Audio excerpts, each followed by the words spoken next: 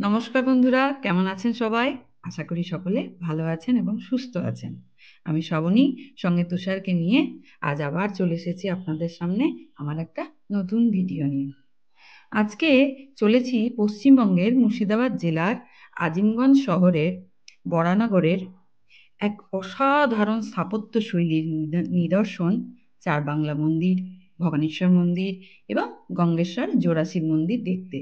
তো চলুন, আমিও যাচ্ছি, আপনারাও আমার সঙ্গে চলুন, আপনাদেরকে দেখাই খুব সুন্দর মন্দির। আমরা বহরমপুর ব্রিজে প্রায় ব্রিজের মাথাতেই আছি। আমরা ব্রিজটাকে ক্রস করব। ব্রিজের উপরে প্রচুর জ্যাম আছে আজকে, সকাল বেলাতেই বেশ জ্যাম হয়ে আছে।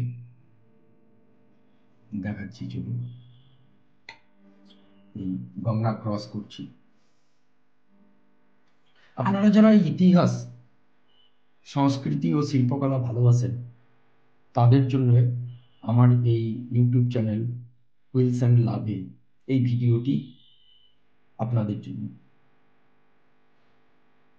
আমরা এখন বেসিক্যালি NH 12কে ধরবো বাইপাসের কাছে, যেটা আপনার কলকাতা টু শিলিগুড়ি, ওই রাস্তাটা ধরবো। আর একটা রাস্তা ছিল রাইট সাইড দিয়ে, যে লেভেল ক্রসিং ছিল, সেই লেভেল ক্রসিং এর ডান সাইড দিয়েও যাওয়া যায়।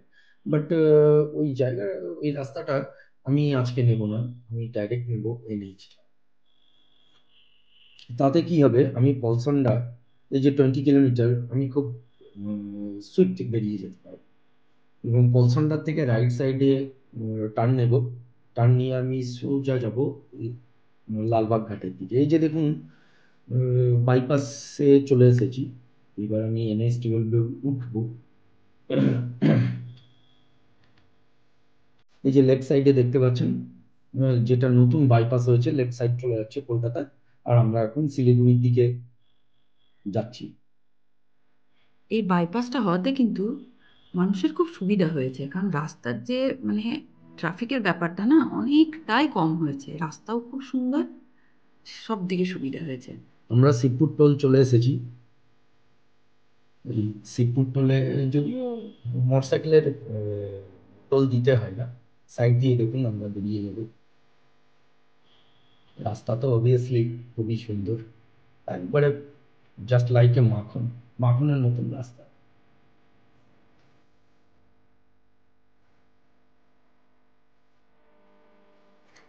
তো আজকে আমরা যাচ্ছি চারবাংলা মন্দির,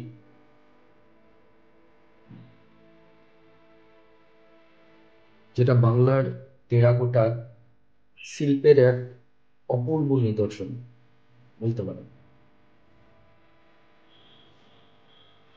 বহরমপুর থেকে আসার জন্য কিন্তু খুবই সুবিধা, রাস্তাও ভালো, টাইমটাও বেশি একদম লাগে না। হুম, কিন্তু ভালো রাস্তা, একদম আপনারা বাইক ট্রিপ করতেই পারেন। দেখছেন সামনেটা কতটা মানে ক্লিয়ার, রোডটা কোনো ট্রাফিক জ্যামও নেই। এই বাইপাসটা হয়ে যাওয়ার পর থেকে অনেক সুবিধা হয়েছে। আপনারা আসলে যদি বাইকে আসেন তাহলে এই রাস্তাটাই আমি বলবো, সাজেস্ট করবো যে ধরুন, যেটা আপনার পছন্দের রাইট সাইড দিয়ে চলে যাবে। আমরা এখন চলে এসেছি ডাহাপাড়া যে রেলওয়ে স্টেশন, তার সামনেই লেভেল ক্রসিং আছে, সেই লেভেল ক্রসিং এ এখন দাঁড়িয়েছি। দুটো ট্রেনের ক্রসিং আছে, এই দেখুন, দুটো ট্রেনই ক্রস করবে, তারপরে আমরা আবার জার্নি স্টার্ট করবো।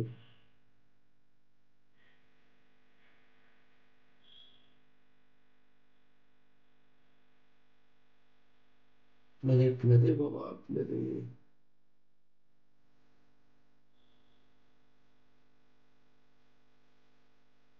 লোকজন রেডি হয়ে আছে, খুললেই ক্রস করবে। চলুন আবার শুরু করা যাক। আমরা ডামাপাড়াধাম লেভেল ক্রসিং ক্রস করে যাওয়ার পথে আপনাদেরকে একটা মন্দির দেখাবো, যেটা হচ্ছে জগৎবন্ধু ধাম মন্দির। এই জগৎবন্ধু ধাম মন্দিরের ডিটেলসটা আমি নেক্সট ভিডিওতে আপনাদের সাথে শেয়ার করব। খুব অসাধারণ একটা মন্দির। দেখুন, একটু আপনাদেরকে দেখানোর চেষ্টা করছি রানিং বাইকে, যে এটা দিয়ে এন্ট্রান্স, তারপরে একটু দেখুন দূর থেকে যেটুকু দেখা যাচ্ছে। আমরা চলে এসেছি আজিমগঞ্জে শ্রী পঞ্চমুখী শিব মন্দিরের পাশ দিয়ে যাচ্ছি। একবারে গঙ্গার ধারেই অবস্থিত এই পঞ্চমুখী শিব মন্দির। উম, খুব সুন্দর। এখন আমরা সোজা আজিমগঞ্জ সিটির মধ্যে ঢুকে গিয়ে একবারে গঙ্গার ধার দিয়ে আমরা চলেছি। পুরো এটা হচ্ছে রাস্তাটাই কিন্তু গঙ্গার সাথে, মা গঙ্গা আমাদের সাথেই যাচ্ছে, খুব সুন্দর কিন্তু দুই দিক, একদিকে রাস্তা একদিকে প্রপার সিটি। খুব সুন্দর রাস্তা। এই যে চলে এসেছি আমরা এই চার বাংলা মন্দিরের সামনে। আপনাদেরকে দেখাবো অপূর্ব একটা স্থাপত্য নিদর্শন। এই মন্দির কমপ্লেক্সটি 18 শতকের মাঝামাঝি সময়ে নির্মিত হয় এবং এর প্রতিষ্ঠাতা ছিলেন নাটোরের রানী ভবানী। তো এই মন্দিরের নাম চার বাংলা কেন হলো? এখন চারটি মন্দির একসঙ্গে অবস্থিত এবং প্রত্যেকটি মন্দিরের একটা স্থাপত্য শৈলী তে গঠিত, যার ফলে একে আমার মনে হয় যেন চার বাংলা বলা হয়। মন্দিরগুলির গঠন বাংলার আটচালা আকৃতি, যা সেই সময়ের ঐতিহ্যবাহী নির্মাণ শৈলীর একটি গুরুত্বপূর্ণ উদাহরণ। এই মন্দিরের স্থাপত্য শৈলী সম্বন্ধে আমার যেটুকুনি জানা আছে, এই মন্দিরের প্রধান আকর্ষণ হলো টেরাকোটা কারুকার্য। মন্দিরের গায়ে খোদাই করা বিভিন্ন পৌরাণিক কাহিনী, রামায়ণ ও মহাভারতের দৃশ্য এবং সামাজিক জীবনে নানা মুহূর্ত ফুটিয়ে তোলা হয়েছে। এছাড়া মন্দিরে মোগল ও বাংলার মিশ্র স্থাপত্য শৈলীর প্রভাব স্পষ্ট আছে। দেখুন কারুকার্য। দেখুন, আপনারা যদি ভালো করে লক্ষ্য করে দেখেন, প্রত্যেকটা কাজকে যদি লক্ষ্য করুন, তাহলে আপনারা দেখতে পাবেন এখানে রামায়ণ, মহাভারত, কৃষ্ণের কংসবধ আর চণ্ডীর বিভিন্ন রূপের এখানে বর্ণনা করা আছে। আপনারা দেখুন, কাজটা জাস্ট দেখুন। আর এই যে ৩টে করে দরজা দেখলেন, এখানে প্রত্যেকটা মন্দিরেই ৩টে করে শিবলিঙ্গ আছে। রানী ভবানী নির্মিত আরেকটি মন্দির, যেটা রাজরাজেশ্বরী মন্দির, সেখানে চলে এসেছি এবার। এটা চারবাংলা মন্দিরের ঠিক পিছনে। দেখুন এই মন্দিরটি সংস্কার করা হয়েছে। এটাও সেই 1757 বা 55 সালে নির্মিত ছিল। তো এখন সেটাকে সংরক্ষণ করা হয়েছে যথেষ্ট।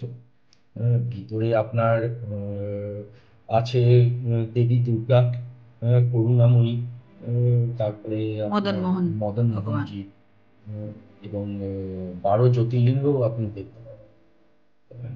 আমি আমার মোটরসাইকেল নিয়ে এসেছি, মেটিওর এটা 350। আমাদের সাথী। হ্যাঁ, পাশে আরেকটা মন্দির আছে, ওই যে দূরে আপনারা দেখতে পাচ্ছেন, কিন্তু ওটা প্রায় ধ্বংসস্তূপ হয়ে গিয়েছে। হ্যাঁ, মানে এখানে মেনলি মেনটেনের অভাবে অনেকটা জিনিস হয়ে তবুও যাচ্ছে। পশ্চিমবঙ্গ সরকার এটাকে রক্ষণাবেক্ষণ করেছেন। এই যে দেখা যাচ্ছে, দেখছেন আমি ওই গ্রাউন্ডেই দাঁড়িয়েছি, রাজরাজেশ্বরী মন্দিরের গ্রাউন্ড থেকেই ওই চারবাংলা মন্দির দেখা যায়। এখানে কিন্তু একটা খুব ভালো ব্যবস্থা আছে, আমি কথা বলে দেখলাম। এই যে বসে আছেন কমিটির লোক, ওনার সঙ্গে আপনি যদি চান মায়ের ভোগ পার ডে হিসাবে দিতে পারেন, কোনো স্পেশাল দিনের জন্য দিতে পারেন, বা কেউ দেয় যেমন ধরুন বার্থডে অ্যানিভার্সারি সবে সেলিব্রেশনের জন্য, এখানে কিন্তু মাকে ভোগ দেওয়া হয়। এটা হচ্ছে ভবানীশ্বর মন্দির। এটাও রানী ভবানীর মেয়ে তারা সুন্দরী তারা সুন্দরীজি নির্মাণ বানিয়েছিলেন। করেছিলেন। তো অপূর্ব এর, মন্ত্রমুগ্ধ এর। প্রত্যেকটা মন্দিরে কিন্তু টেরাকোটার কাজই আছে। আর তারা সুন্দরী দেবী যে মন্দিরটি বানিয়েছিলেন, সেটার হাইট মোটামুটি 60 ফুট। আর এর অষ্টকোণ আছে, অষ্টকোণ দেখুন, লোটাসের উল্টো দিকটা যেরকম না, সেরকম এর চূড়াটা তৈরি। দূর থেকে বুঝতেই পারছেন যে মনে হচ্ছে লোটাসকে উল্টো করে দিয়েছে। আর পুরো এই যে কোণগুলো দেখছেন, কোণগুলো টোটাল কোণ অষ্টকোণ। এখানে এখানে একটা বড় শিবলিঙ্গ রাখা আছে, পুজো হয় সেখানে। এখানে সরকার কর্তৃক আপনার টয়লেটের ব্যবস্থা করা হয়েছে, বাট সেগুলোতে এখনো পর্যন্ত জল সংযোগ করা হয়নি, বা সেগুলো রক্ষণাবেক্ষণের জন্য যে কর্মচারী প্রয়োজন সেগুলো এখনো হয়নি। তবে ওনাদের সাথে কথা বলে দেখলাম এগুলো নির্মাণ কার্য হয়ে আছে। হয়তো সরকারের তরফ থেকে দেওয়া এগুলো হবে এবং রক্ষণাবেক্ষণও করছেন। আহ, খুবই সুন্দর, ওই যে দেখা যাচ্ছে দেখুন, ওই গ্রাউন্ড থেকেই আমি তুলেছি দেখাচ্ছি।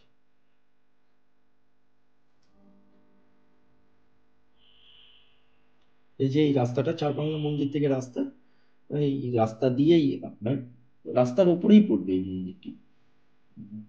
অপূর্ব সুন্দর, অপূর্ব। আসলে কি ধরুন, এখানে একটু পর্যটনের আসা যাওয়াটা একটু কম, যা কথা বলে বুঝলাম। লোক হয়তো অনেকে জানেই না, হ্যাঁ, যে এই কাছে এতটা আছে, দূর থেকে আসে, লোক আসে না তা না। আমি কমিটি লোকের সঙ্গে কথা বলে দেখলাম, তো বললো পর্যটন যে সেইভাবে আসে তা না। বছরে একবার এই রাজরাজেশ্বরী মন্দিরে মেলা হয়, তখন আসে প্রচুর পর্যটন। এই যে দেখুন ভিতরটা, রাজরাজেশ্বরী মন্দিরের ভিতরে এই যে দ্বাদশ শিবলিঙ্গ, এখানে দ্বাদশ শিবলিঙ্গের মন্দির আছে। আর ভিতরে যেহেতু ফটো তোলা অ্যালাউড নয়, তো আমরাও তার জন্য আর ফটো তুলিনি, আপনাদেরকে দেখাচ্ছি এন্ট্রেন্সটা। এর ভিতরেই আছে মা দুর্গা, দুর্গার পিতলের বিশাল বড় মন্দির, তারপরে মদন মোহনজি আর করুণাময়ী।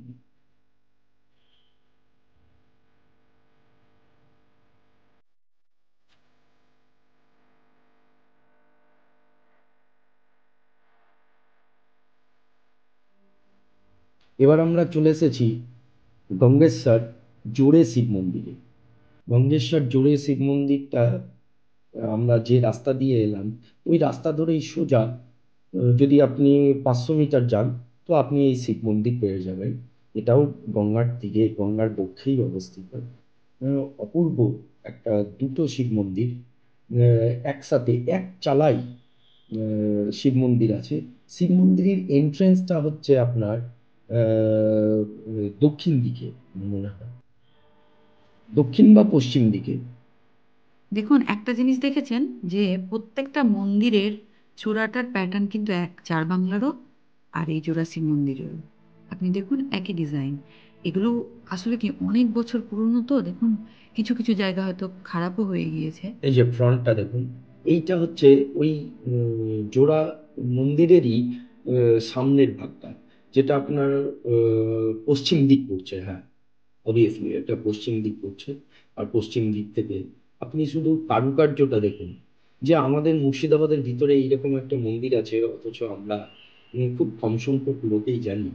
উম, এখানে আমি একটা ওপিনিয়ন লিখে দিলাম যে মন্দিরের রক্ষণাবেক্ষণ সম্বন্ধে। কারণ এখানে তো পর্যটকরা আসেন, যে কিভাবে এর রক্ষণাবেক্ষণ হয়, কিভাবে এর সংরক্ষণ করা হয়েছে।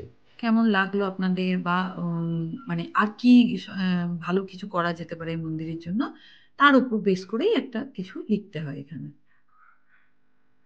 এই মন্দিরেও শিবলিঙ্গের পুজো হয়। আর এই মন্দিরটা খুব সুন্দর করে সাজানো, পশ্চিমবঙ্গ সরকার কর্তৃক এই মন্দির সংরক্ষণ করা হয়েছে। তো বন্ধুরা, কিভাবে আসবেন এই চারবাংলা মন্দির, ভবানীশ্বর মন্দির, রাজরাজেশ্বরী মন্দির, চোরেবাংলা মন্দির দেখতে? আপনি আসুন আজিমগঞ্জ সিটি জংশন স্টেশনে, বাই ট্রেনে যদি আসুন তাহলে ওখানে নামুন।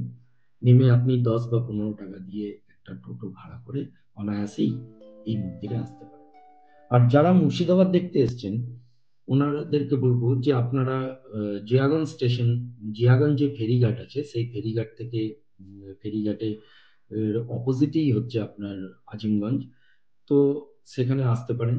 ওই সে ফেরিঘাট ক্রস করে আপনারা একটা টোটো নিয়ে অনায়াসেই এই মন্দিরে আসতে পারেন। আপনি দুই দিক থেকেই আসতে পারেন যদি ট্রেনে আসবো মনে করেন।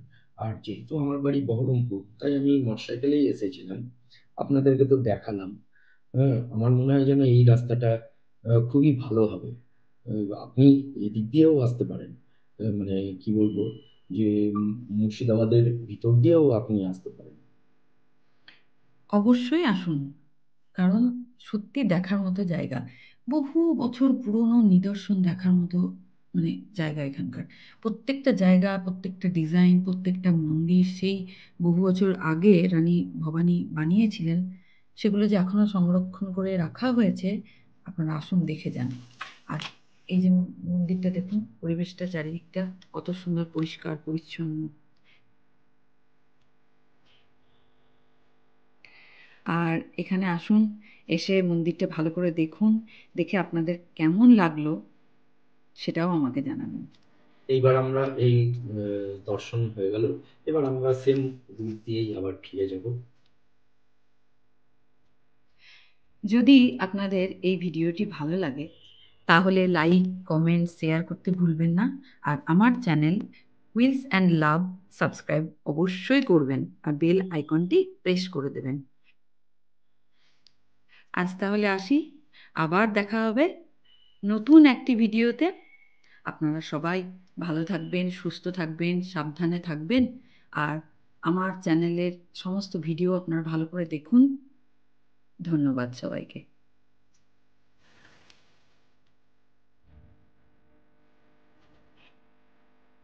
আমরা আবার সেম রাস্তা দিয়েই ফিরে চলেছি। দেখুন, দূর থেকে দেখা যাচ্ছে জগৎবন্ধু ধাম। তো শীঘ্রই আপনাদেরকে আমার এই চ্যানেলের মাধ্যমে, হুইলস অ্যান্ড লাভের মাধ্যমে আপনাদেরকে এই জগৎবন্ধু ধাম ঘুরিয়ে দেখাবো। সঙ্গে থাকছে কিন্তু আপনার কিরিটেশ্বরী মন্দিরও, সেটাও ঘুরিয়ে দেখাবো।